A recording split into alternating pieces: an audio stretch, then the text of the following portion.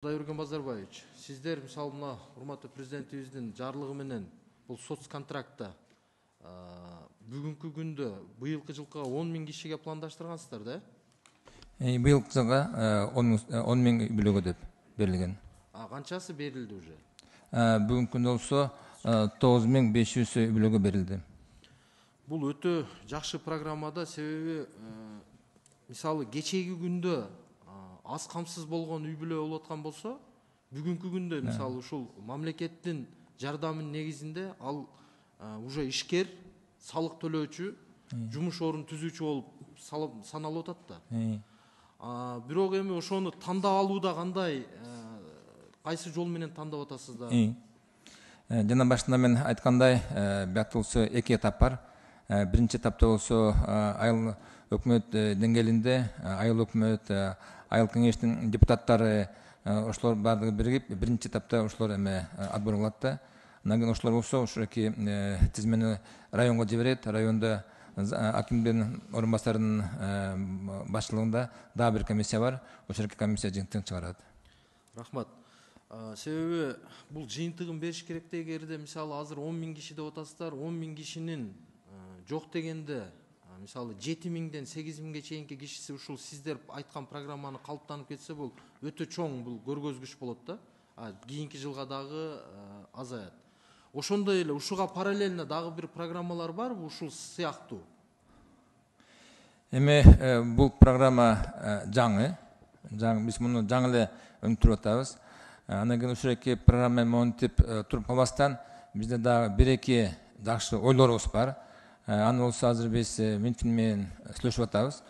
Эми Кудайым буйруп, жакшылап өнүгүп кеткен проекттер болсо, анда Айыл банк жана РСК банк буларга өз шарты менен дагы кошумча 5% 200 000 сом кредит беришет. Жана ошондой эле сиз баяндамаңызда айтып кеттиңиз да, сиз жанагы Оштогу өндүрүш боюнча 500 бош орун бар деп атасыз. Еще Ысык көлдү айтып атасыз.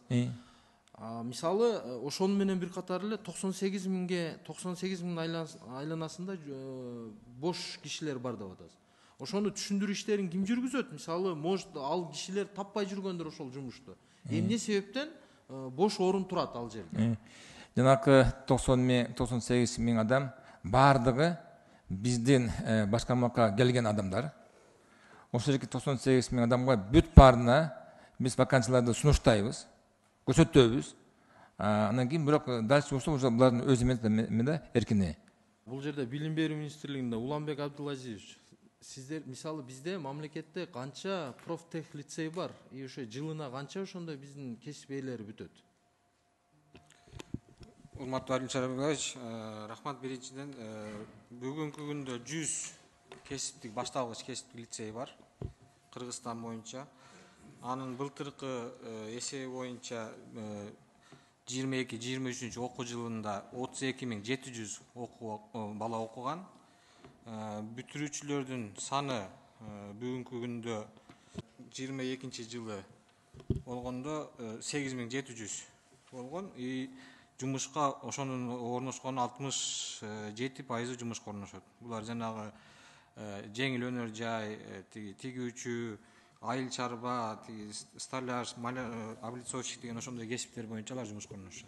Мына профтех лицейлерди бир күчтөндүрсөк, ошондой эле мисалы биздин кесип ээлери ширетүүчү болобу, электрикпи, же болбосо ошо кулинарияны бүткөнбү, тигүүчүбү?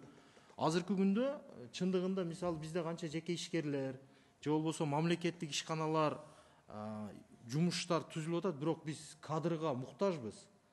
Издеп келсең, мисалы күчтүү электрик же болбосо бир сварщик таппай калып атабыз. Ошого эгерде мисалы ушул профтех лицейлерде бир талапты күчөтүп туруп, жакшы биздин өзүбүздүн кадрлар чыга турган болсо, биздин өзүбүздүн жалпы эле производствобузга, мамлекетибизге алар иштеп берсе жакшы да. Азыр эми миграцияны кыскартабыз деп атабыз.